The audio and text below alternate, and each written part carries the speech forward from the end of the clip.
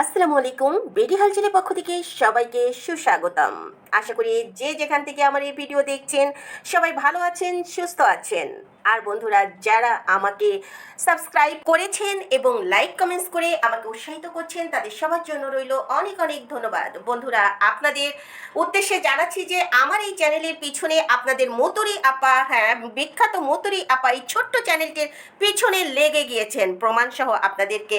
যদি আপনারা দেখতে হ্যাঁ প্রিয় ভিউয়ার্স, যদি আপনারা দেখতে চান আমি আপনাদের এই মতুরি আপা কতটা নিকৃষ্ট সেটা প্রমাণস্বরূপ দেখিয়ে দিতে পারি। সে আমার চ্যানেলটি নষ্ট করার জন্য উঠে পড়ে লেগেছে। তো তার জ্ঞান তাকে জানানোর জন্য আমি এটুকু বলতে পারি যে তোমার মতো, হ্যাঁ মতুরি, তোমার মতো ইউটিউবের টাকা দিয়ে আমার চলতে হয় না। ইউটিউবের টাকার জন্য আমি হাহাকার করছি না, কিংবা মনিটাইজেশন আজও খুলবো কিনা আজও করবো কিনা সেটা আমার বিগত আরেকটি চ্যানেলের কথা বললেই বুঝবে, যেখানে শুধু ফলোয়ার্স সাবস্ক্রাইবার নয়, আমার সেখানে সব কিছু ফিল আপ হবার পরও আমি সেই চ্যানেলটি বন্ধ করে দিয়েছি। এটা আমার শখে করে থাকি, এটা আমার শখ হবি, কিংবা আমি একটা প্রজেক্ট আনতে যাচ্ছি ইউটিউবের এসব নোংরা যারা নোংরামি করে থাকে যেসব ইউটিউবার, তাদেরকে আমি বিভিন্নভাবে কনসাল্ট করব, বিভিন্নভাবে তাদেরকে ইচ্ছা আছে কাউন্সেলিং করে ভালো ভালো ভিডিও তাদেরকে কিভাবে করা যায় সেই প্রশিক্ষণ দিব। তার উপর একটা প্রজেক্ট এনে কাজ করার জন্যই আজ এখানে কথা বলা। তার আগে অবশ্যই আমার ভিউয়ার্সদেরকে সচেতন করতে হবে, ভিউয়ার্সদের মানসিকতা, ভিউয়ার্সরা যেসব নোংরা কিছু ভিউয়ার্স, অশিক্ষিত মূর্খ ভিউয়ার্সরা এই সবকে বাঁচিয়ে রেখেছে, এইসব নোংরা ইউটিউবারদের বাঁচিয়ে রেখেছে, তাদেরকে সচেতন করাই আমার মূল লক্ষ্য। এরা যে সমাজের জন্য একটা বোঝা, সমাজের নোংরামি এরা করছে, যা দেখে 10 জন শিখছে, ভবিষ্যৎ প্রজন্ম নষ্ট হবে, ভবিষ্যৎ প্রজন্ম মূর্খ হচ্ছে, অশিক্ষিত হয়ে গড়ে উঠছে। কারণ তাদের স্বপ্ন, অনেকেরই স্বপ্ন যে তারা একজন ভালো ইউটিউবার হবে, কারণ দেখছে যে ইউটিউব করে এরা কত লাখপতি হচ্ছে, কত স্বাচ্ছন্দ্যে জীবনযাপন করছে, যার জন্য এই ইউটিউবে আসাই আমার লক্ষ্য। মনিটাইজেশন পাওয়া নয়, আমার সাবস্ক্রাইব হলে হবে, আমার ভিউয়ার্স যত দেখবে ততই আমি খুশি হব। মনিটাইজেশন আমার কাছে একেবারে তুচ্ছ ব্যাপার। তাই তিশারা যতই উস্কানি দেখ, এই যে রিমাকে দিয়ে, রিমা যেহেতু প্রবাসে থাকে, তারা মনে করছে যে তিশা কিন্তু জেনে গিয়েছে আমি কে, আমার ক্ষমতা কে, যার জন্য খুকিও কিন্তু নড়ে চড়ে বসছে। তার ফ্যামিলির বেশ কয়েকজনকে আমি কাউন্সিলিং করেছি, কয়েকজনের ভাঙন আমি রোধ করেছি, যার জন্য তিশা না পারছে সইতে, না পারছে করতে। তাই রিমার সঙ্গে তারা যোগাযোগ করে আমাকে সাহায্য করার জন্য আমার চ্যানেলের উপর হামলা করছে। তো তাতে আমার কিচ্ছু এসে যায় না। আমি তো বললাম, আমার যদি চ্যানেলটা তোমরা গায়েবও করে দাও, আমি নতুন করে খুলবো, আমার ভিউয়ার্সরা আমাকে খুঁজে নেবে। আমার কথা বলার ভঙ্গিমা, আমার কথা বলার স্টাইল দেখে ভিউয়ার্সরা বুঝে যাবে যে এটা কে, এটা সেই বিডি হালচাল। ঠিক যেমন আগের চ্যানেলটি আমি খুলেছিলাম, বন্ধ করে দিয়েছি, হ্যাঁ সেটা আমি বন্ধ করেছি। আমি নিজে এমন একটা ভাইটাল পয়েন্টে আছি, সেখানে দাঁড়িয়ে অনেক সময় আমি এতটাই ব্যস্ত হয়ে যাই যে তখন কথা বলা কিংবা ভিউয়ার্সদের কাছে এসে উপস্থাপন করা সম্ভব হয়ে ওঠে না। যেখানে আমার নিজেরই খাওয়া দাওয়া, ঘুম হারাম হয়ে যায়, সেখানে অন্য কোনো কিছু আমার কাছে তখন মাথায় আসে না যে আমার একটা চ্যানেল ছিল। এই অবস্থা। তো আশা করি সেই অবস্থা থেকে আমি আস্তে আস্তে দূরে সরে এসে আমি চাচ্ছি একটা প্রজেক্ট নিয়ে কাজ করতে, কারণ আমি আসলে সে জায়গায় এতটা প্যারা হয়ে যাচ্ছে, আমার পক্ষে নেওয়াটা সম্ভব হচ্ছে না। তো ব্যক্তিগত কথা তো অনেক বললাম, চলুন এবার আপনাদের সেই প্রাণপ্রিয় মতির আপাকে আরেকটু সাইজ করে আসি। কারণ সে যখন আমার বিরুদ্ধে লাগতে গিয়েছে, তার ক্ষমতা ওই যে চ্যানেলের উপর হামলা করা, তার বেশি নয়, কিন্তু আমার ক্ষমতা তাকে, সে দেশে আসছে, দেশে কবে আসছে এই সন্ধানটা কেউ দিতে পারে? গাজীপুর হোক, নারায়ণগঞ্জ হোক, পূর্বচল হোক, আমি তার সঙ্গে সরাসরি দেখা করে তাকে আমার পরিচয়টা দিলেই তার ফিলে চমকে যাবে। সে আমাকে চ্যালেঞ্জ করেছিল, বাট যখন কিছু নাম তার সামনে উপস্থাপন করা হলো এবং তাকে আমি বলেছিলাম কে আমি, সে সাথে সাথে তার কমেন্টস ডিলিট করে তার যে ক্ষমতাটা আছে না আমার এই চ্যানেলের উপর বর্ষিত করা, যেহেতু সে একটা ভালো পজিশনে আছে ইউটিউব জগতে, সে একটা ছোট একটা চ্যানেলকে অবশ্যই ক্ষমতা রাখে কিছু করার। তার উপর খুঁটিনাটি এই বিষয়গুলো তারা যতটা জানে, কোনটায় কী হবে আমার অতটা জ্ঞান নাই। যেটা নাই সেটা বলতে অসুবিধা কোথায়? তাদের মতো তো আমার ইউটিউব দিয়ে পেজ চলছে না যে আমার খুঁটিনাটি প্রতিটা বিষয় জানতে হবে। হ্যাঁ, ভবিষ্যতে আমি যখন ফ্রি হব, আমার জানার প্রয়োজন হবে, অবশ্যই আমিও জেনে যাব। তো বন্ধুরা, আপনাদের মুতুরি আপার ভাই সুজন, সে একটা দেখলাম আইফোন কিনেছে। সেটা ভিডিও করতে যে কথাগুলা, মুতুরি আপার খুব কষ্ট হচ্ছিল। ভাই আইফোন কিনেছে, ভাই রোজগার করে, ভাইয়ের আগে একটা আইফোন ছিল। আসলে ভাইয়ের এই আইফোন কেনা, বউকে সোহাগ করা, বউকে কিছু দেওয়া, বউকে নিয়ে বাইরে যাওয়া, আনন্দ ফুর্তি করা, এই মোলা আপার সহ্য হয় না। মুতুরির প্রিয় খাবার কি জানেন? মোলা, বাঁধাকপি, এসব মতুরির প্রিয় খাবার। আরেকটা জিনিস ফলো করলাম, মতুরি তো ভিডিও দেয় কবে কোথায় থাকে, এটা মানে দর্শকরা যাতে বুঝতে না পারে সে কখন বাংলাদেশে আছে, কখন সৌদিতে আছে। একথা কেন সে এত লুকোচুরি করে, কেন সে এক মানে তাৎক্ষণিকভাবে যে যেখানে থাকছে সেখানে ভিডিও সে প্রচার করছে না? কি কারণ হতে পারে? সে কি নারী পাচারকারী? সে কি মানুষদের, তার হাজব্যান্ডকে অবৈধ কোনো কাজ করে? সে বারবার আপ ডাউন করছে সৌদি টু বাংলাদেশ, এখানে সেখানে সে এতটাই যাওয়া আসা করছে, মনে হচ্ছে তার ট্যুরিস্ট ভিসায় সে যাওয়া আসা করে। হতেও পারে তার হয়তোবা ওখানে ট্যুরিস্ট ভিসা হয়েছে, কিছু টাকা হয়েছে এই ইউটিউব করে, তাই সে বারবার ওখানে কিছুদিন থাকে, 4 মাস থাকে, এখানে 4 মাস থাকে, তারপর ভিসার মেয়াদ বাড়িয়ে আবার সে যায়। কিংবা সে কোনো অবৈধ জিনিস আনা নেওয়া করছে ওই যে সৌদি থেকে বাংলাদেশে। এটা আপনাদের আমাকে একটু ইনফরমেশন কেউ দিতে পারবেন সে কখন অরিজিনাল বাংলাদেশে থাকছে? তাহলে তার পিছনে টিকটিকি লাগিয়ে দেওয়া কোনো ব্যাপার না। যদিও টিকটিকি লাগাবো বলে আমি মন স্থির করেই ফেলেছি, যেহেতু সে আমার পিছনে লেগেছে আমিও তার পিছনে টিকটিকি লাগাতেই পারি। সে কেন এত সৌদিতে আপ ডাউন করে? অনেকেই আছে বাংলাদেশের সৌদি প্রবাসী, ওখানে কাজ করে থাকে। কই তারা তো এত যাওয়া আসা করছে না, তাদের ওয়াইফরাও তো ওখানে যে থাকছে, তারাও তো ওখানে যে দীর্ঘদিন থাকে। তারা বছরে হ্যাঁ, অনেকের হাজব্যান্ড আছে বছরে একবার আপ ডাউনের টাকা পেয়ে থাকে কোম্পানি থেকে। বিশেষ করে এই যে পরিচয়টা যে দিয়েছে যে আল জামিল কোম্পানি, তার হাজব্যান্ড চাকরি করতো, সেই আল জামিল কোম্পানি দিয়ে থাকে বছরে একবার আপ ডাউন, শুধুমাত্র তার ওই ধামরা বুইরা কাল্লা অ্যাবনর্মাল স্বামীকে। তার ওই ভুইরা ধামরা অ্যাবনর্মাল স্বামীর যেহেতু ওই দেশের কামলা, আল জামিলের কামলা, সেই কামলার জন্য তার হাজব্যান্ডকে আপ ডাউনের জন্য একটা টিকিট দিয়ে থাকে। সরি, আমি কামলা বললাম শুধু, তার হাজব্যান্ড তার ব্যবহারের জন্য, তার হাজব্যান্ডের উদ্দেশ্যেই এই কামলা গেলা। কামলা বলতে আমি বাধ্য হলাম, কারণ তার হাজব্যান্ডের ভাব এবং তার ভাব দেখায় সে যেন শেখ পরিবারের, সৌদি শেখ পরিবারের একজন কেউ, তাই এই কথাটা বলা। সৌদি পরিবার অনেকেই বসবাস করে ওখানে, অনেকেই আছে যে ওখানে থাকে। ওখানে কি হয়, কোথায় কি পাওয়া যায়, আমার কাছে জিজ্ঞাসা করো। তুমি কয় বছর, কতদিন ওখানে থেকেছো? তার চাইতে দীর্ঘ টাইমে আমরা যে ওখানে বিভিন্ন মিশন তৈরি করে এসেছি। তো বন্ধুরা, সোনিয়া আক্তার, রিমাকে বলবো বাড়াবাড়িটা আর যেন অন্তত আমার চ্যানেলের দিকে না করা হয়। তাহলে মিশনটা না গাজীপুরে যেয়ে পড়বে, নারায়ণগঞ্জ, গাজীপুর, পূর্বাচল এক করে ফেলবো। তোমার ওই যে তুমি বিদেশে থাকো তাতে কি, তোমার পটকা বাবা আছে না? তোমার ওই রংচং করা বিটখুটে একটা বাড়ি আছে না? তোমার ওই কামের বেটি মা আছে না? তোমার বোন শামিমা আছে না? শামিমাকে কোথায় বিয়ে দিয়েছো, কার সঙ্গে, কোন ফ্যামিলিতে, তুমি কি জানো? সব আমার নখদার্পে চলে এসছে। তাই বাড়াবাড়ি করো না, রিমাকে বলছি, তুমি বাড়াবাড়ি করো না। তুমি যেখানে হাত দিয়েছো সেই হাতটা যে কতটা পুড়ে যেতে পারে, কতটা তাপ লাগতে পারে তুমি নিজেও জানো না। জানে কে? তিশা। তিশাকে একটু নক দাও না। তিশা, তোমাকে জানাইনি কে আমি? যদি জানাতো না তাহলে তুমি এইগুলা করতেও সাহস পেতে না, এইগুলা করতেও সাহস পেত না। তাই তোমাকে যে উস্কানি দিয়েছে তিশা পরিবার, তাকে একটু জিজ্ঞাসা করো, সে ভালো করে জানে। তাই তো সে এখন, তিশা এখন বলছে যে আমার শাশুড়ির সঙ্গে আমাকে কেন নিয়ে গেল না। তিশার পরিবারও এখন চাপের মুখে আছে। দিশারা হয়ে খুকি চাইছে তার হাজবেন্ডকে আবার বিদেশে পাঠাতে।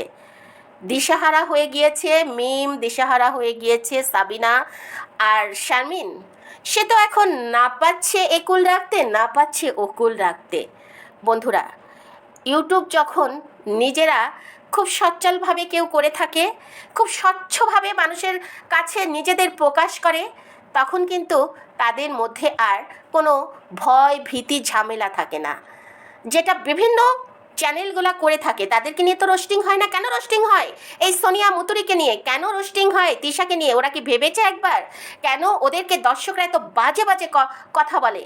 তিশা যতই বলুক তাকে অনেকে পছন্দ করে, ওর না সাবস্ক্রাইবার প্রায় 150 কে, বাট ভিউয়ার্স কত হচ্ছে, মানুষ ওদেরকে এখন দেখে না। মানে 10কে 12কে উঠতেও ওদের এখন কষ্ট হয়। ওদেরকে মানুষ এখন ঘেন্নার চোখে দেখে। ওরা যে সমাজের কীট সেটা বুঝে গিয়েছে। এই বুইড়া বয়সে ওই বুইড়া তিশা, এই 60 বছর, প্রায় 55 বছর বয়স তো হবেই তিশার। তিশার মুখের ভাব, চামড়া ঝোলানি, মুখের মানে সব কিছু দেখে মনেই হয় ওই মহিলার বয়স 55-র কাছাকাছি। সেই মহিলা এখন কি করছে? এলাকার কিছু লাঠিয়ালের ছেলে মেয়ে, যে লাঠিয়ালগুলা ওদের এই যে তিশা আর বাপ্পির আশ্রয়ে তাদের টুকিটাকি তাদের ইউটিউব চ্যানেল খুলে দিয়ে তারা জীবন চলছে, মোটামুটি সচ্ছলভাবে চলছে, তাই তারা তিশা এবং বাপ্পির কাছে ধরা।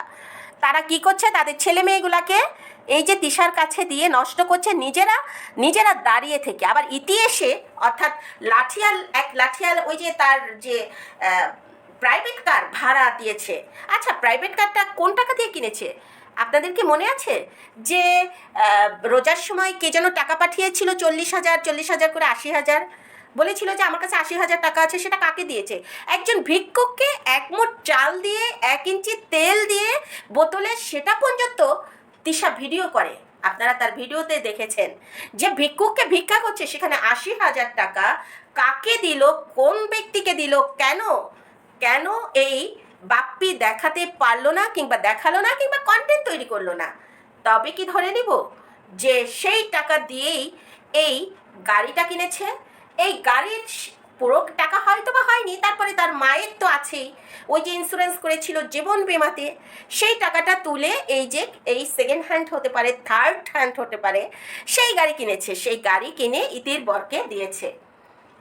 তো যাই হোক বন্ধুরা, ইতি মাঝে মাঝে বলে ফেলে যে গাড়িটা আমাদের গাড়ি, আবার কখনো বলে ফেলছে বাপ্পি ভাইয়ের গাড়ি, আবার বলছে আমরা কোটিপতি না যে গাড়ি কিনে রেখে দিব।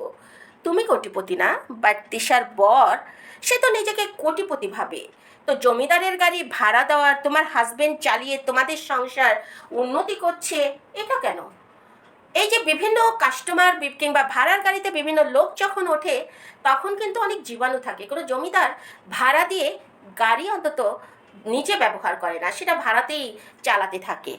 তাই বলবো, অহেতুক ইতি এসে যেসব তো মানে কথা তিশার হয়ে বলছিল, যে তিশা ভাবি আমাদের তো কোনো কুপরামর্শ দেয় না, আমাদের তো ভালো ভালো কথা বলে, আমাদের ছেলে মেয়েকে নিয়ে আপনারা যে কথাগুলো বলেন খারাপ হবে, ইউটিউব করে এটা হবে ওটা হবে।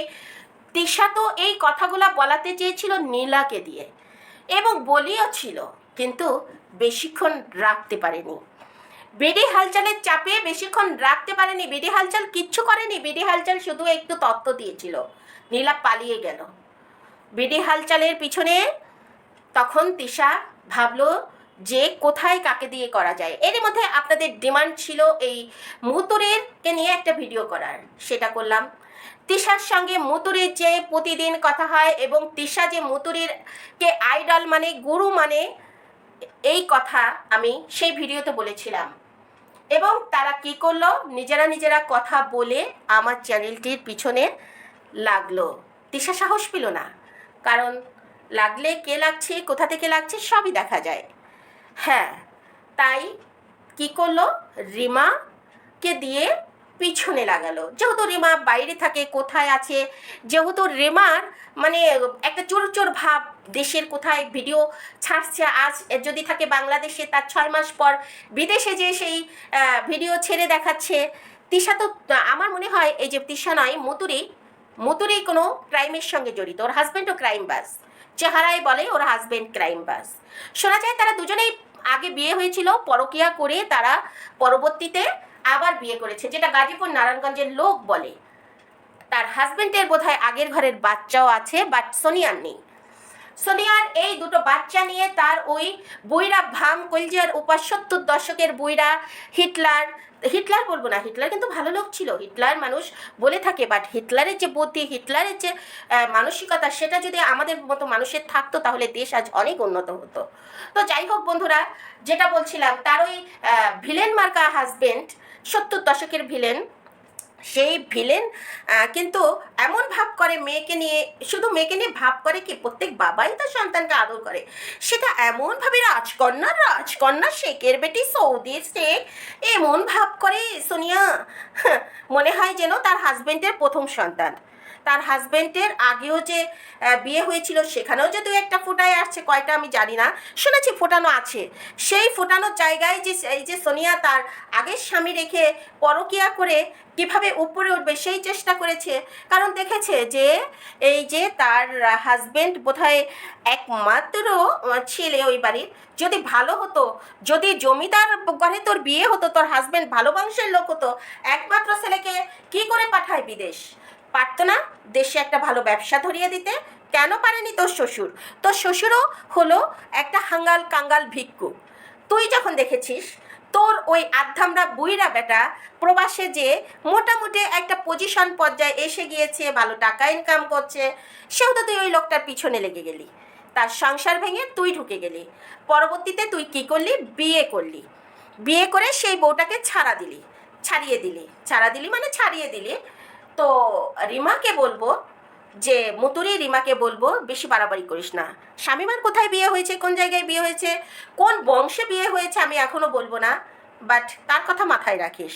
আর মিথিলা হলো তোদের বংশের, তোর মানে মিথিলার চেহারাটা একটু তোদের চাইতে সুন্দর টুন্দর আছে, লোকজন পছন্দ করে, কচি কচি, সুজনও মোটামুটি আছে, ইনোসেন্ট। তো তাদের দিয়ে তো ভালোই ভিডিও টিডিও করে বেশ কামিয়েছিস, বাট জানতে পারলাম ননদ নির্যাতিতা মিথিলা। সত্যি নাকি? আর ভিডিওতে তো দেখি মিথিলা সবসময় নিজেকে লুকিয়ে রাখে। এত লুকানোর কি? ওকে তো সবাই চেনে, ওর ফেসও তো দেখানো। ওকে চেনে না যে সোনিয়া আক্তার মুতুরিকে দেখে, সে এই মিথিলাকেও চেনে, তারপরেও মিথিলা তো মুখ লুকিয়ে রাখে কেন? তার মনে সুখ নাই? মিথিলার মানে বেডরুম দেখানোর এত ইচ্ছা কেন? নীল ছবি প্রদর্শনের জন্য? যে মিথিলা এবং সুজনের নীল ছবির যদি কিছু অংশ ছাড়া যায়, কিছু অংশ দেখানো যায়, তাহলে ভালো হবে, এই জন্য কি? তো যাই হোক, সোনিয়া আক্তার রিমা, তুমি সাবধান হয়ে যাও। তিশা তো দেশেই আছো, ওই হুমকি ধামকিতে কাহা যাবে না যে আমার সঙ্গে আমার শাশুড়িকেও কেন নিয়ে গেল না। তুমি কি বর্ষা চৌধুরী সেজেছ? তুমি আত্মহত্যার কিংবা আত্মহননের হুমকি দিচ্ছ? বর্ষা চৌধুরী অলরেডি কিন্তু কাউন্সিলে চলে গিয়েছে, এরপর ওকে থেরাপি দেওয়া হবে। গলাছালা মুরগি বর্ষা চৌধুরীকে থেরাপি দেওয়া হবে। বন্ধুরা, খুকি তো মানে নাটক, কি বলবো, নাটক কম করো পিউ। তুমি যে নাটকবাজি শুরু করেছো গ্রামে তার জনপ্রিয়তা দেখানোর জন্য, সে ওই যে ভাসুর না কে ছিল না, তাকে এখন বড় ভাসুর বলে। শাহিনকে এখন ভাসুর টাসুর মানে না, বড় ভাসুর সেই লামিয়ার বাবা হয়ে গিয়েছে। তার বাসায় জোর করে দাওয়াত দিয়েছিল জনপ্রিয়তা দেখানোর জন্য। আর দেখেছেন কি খাইয়েছে? তার প্রিয় খাবার কতগুলা ভর্তা, সেইগুলা দিয়ে সে ভাতটা মাখিয়ে টাকিয়ে খেয়েছে। দাওয়াত দিয়ে বুঝি লামিয়ার বাবা এতটুকু খাওয়ালো, তার মানে বুঝতে পারছেন জোর করে দাওয়াত দিয়েছে যে আমরা একসঙ্গে খাবো, ইউটিউবে যারা আছি তারা। তাই ওই সাদিয়াকে একটু ডেকেছিল ভর্তা ভাত খাওয়ার জন্য। ওখানে কিন্তু মাসুদ যায়নি। মাসুদ যাবে কেন? মাসুদের মানে ভর্তা ভাত খাওয়ার জন্য তো মাসুদ যাবে না ওখানে। তাই সে জনপ্রিয়তা দেখানোর জন্য খুকি আর লামিয়ার মা আর সাদিয়া মিলে ভাত খেয়েছে। গ্রামে তার কত জনপ্রিয়তা, সে দেখাচ্ছে সে বিরহে ভুগছে, তার হাজবেন্ডকে প্রবাসে পাঠিয়ে দিবে। আদৌ কি প্রবাসে পাঠাবে, না নাটক শুরু করছে, নাকি ভয় পেয়েছে খুকি? খুকি কি ভয়ে আছে? ভাবছে যে কখন কি হয়ে যায়, পিছনে টিকটিকি লেগেছে, আবার হাজবেন্ডকে ধরে টরে নিয়ে যায় কিনা, তাই কি সরিয়ে দিতে চাইছে? চলে আসেন বন্ধুরা, এবার আপনাদের গত ভিডিওতে কিন্তু আমি বলেছিলাম সাবিনা নিজেকে যতটা সুখী ভাবে আদৌ সে সুখী নয়। সে কিন্তু ভিডিও এবার দিয়েই বলেছে হাজবেন্ড রাত 12টা 12:30টায় ঘরে ফিরে তার কথা শুনে না, এখন কিছু বললে তো আপনারা বলবেন আমার দোষ, ইত্যাদি ইত্যাদি। সাবিনা কিন্তু সবসময় মনের ভাব প্রকাশ করে লিখে। সাবিনা কিন্তু প্রচণ্ড অসুখী। সাবিনাকে ব্যবহার করে আসছে এই আরিফ হলো যে কটা জামাই আছে সবচাইতে ঠান্ডা মাথার লোক। হ্যাঁ, বাপ্পিও ঠান্ডা, কিন্তু বাপ্পি সুচতুর, বাপ্পির নিজের কিছু ক্ষমতা আছে, বাপ্পির নিজের বাবার কিছু আছে, কিন্তু আরিফের কিচ্ছু নাই। আরিফ তাই উপরে ওঠার জন্য সাবিনার মতো পাহাড়কে, আলাম খাসিকে বিয়ে করেছে, অন্যের ঘর থেকে নিয়ে এসছে একটা ছোট আলাম খাসি সহ।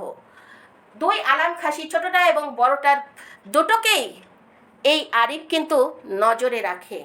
বয়সন্ধিকাল চলছে ছোট আলাম খাসির, না জানি তার উপর কখন আরিফ চড়াও হয়। আরিফ কিন্তু ওই যে পুরো নেশাখোর এবং চরিত্রহীন। আপনারা দেখবেন আরিফ কিন্তু আগে প্রায় ঘরে সবসময় মানে ঘুমিয়ে থাকতো, নেশা করতো। এখন আরিফ মাঝে ভিডিও তো এখন করেই না, ভিডিওর সামনেও খুব একটা তাকে দেখা যায় না। হ্যাঁ, সে যে কাজ করতে গিয়েছে, অর্থাৎ গাড়ির ড্রাইভার, সে গাড়ি হয়তো বা মানে শেখায়, ট্রেনিং শিক্ষক হয়েছে, গাড়ি চালানো শেখায়। বাট ওই জগতে যারা থাকে তাদের ক্যারেক্টারের সঙ্গে আরিফের ক্যারেক্টারে খুব মিল। তাই আরিফ যে কতটা চরিত্রবান হয়, একজন ড্রাইভার যে কতটা চরিত্রবান হয়, তা দর্শক ভিউয়ার্স আবার খুলে বলতে হবে না। সেই যন্ত্রণায় তার উপর তো শারীরিক একটা চাহিদা থাকেই। ওই যে ওই বুইড়া বেটি আলাম খাসি দিয়ে কখনোই আরিফ কোনো সুখ পায় না। আর আরিফের চরিত্র তো কত ভালো, ভালো বিধায় বিয়ে হওয়ার আগেই আলাম খাসির সঙ্গে তার সমস্ত কিছু হয়ে গিয়েছে, কিংবা এত দূর এসছে, সংসার ভেঙেছে। তাহলে বুঝতেই পাচ্ছেন কত চরিত্রবান। তো সেই ছেলে সেই চরিত্র থেকে বের হয়ে আসছে, আপনারা কি মনে করছেন? কখনোই না। এই আলাম খাসি সারাক্ষণ এই আরিফকে তোয়াজ করে রাখে শুধুমাত্র সংসারটা টিকিয়ে রাখার জন্য। আরিফের অনেক কিছু সে ক্যামেরার সামনে আনে না শুধুমাত্র তার, সে আরও হাস্যকর হবে তাই, সমাজে ধিক্কার হবে এই জন্য। বাট মনের দিক থেকে সাবিনা একদম সুখী নয়, তাই সে নিজেকে ফিট করার চেষ্টা করছে। কিন্তু আমি বলবো, ফিট করার সাথে সাথে তোমার মেয়েকেও ফিট করার চেষ্টা